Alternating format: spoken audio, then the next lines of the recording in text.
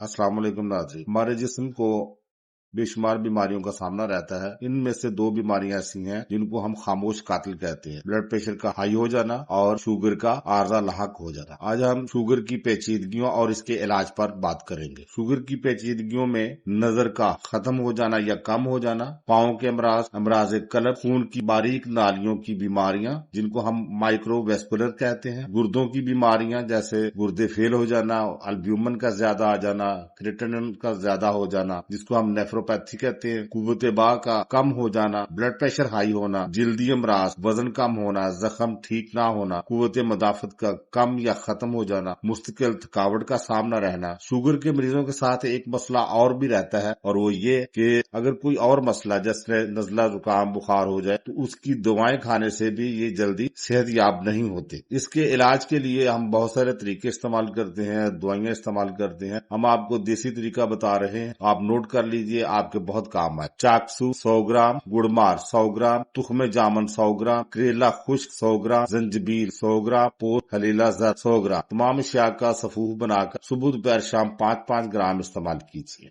और दूसरे नंबर पर जो नुस्खा तैयार शुदा मिलेगा वो है मजून फलासफा 100 ग्राम में पिस्ता बेजामुर 10 ग्राम मिलाकर सुबह शाम 5-5 ग्राम बलाई उतरे नीम गर्म दूध के साथ इस्तेमाल कर। और एक गलतफहमी का अजाला भी सुनते जाइए। ये बहुत सारे लोगों का ख्याल है कि मीठा खाने से शुगर होती है। ये याद रखिए कि मीठा खाने से शुगर नहीं होती, अलबत्ता शुगर का आर्जा लाहक हो जाए तो मीठे से इज्तनाब करना चाहिए। मुकम्मल वीडियो देखने के लिए हमारे चैनल तिब्बे आजम टीवी को सब्सक्राइब कीजिए, लाइक शेयर कीजिए और बेल के बटन को प्रेस कीजिए ताकि हमारी हर नई आने वाली मुफीद वीडियो आप तक बर वक्त पहुंचे। मजीद तफसीलात के लिए 0333 4536 552 पर राब्ता कर सकते हैं। अस्सलाम वालेकुम।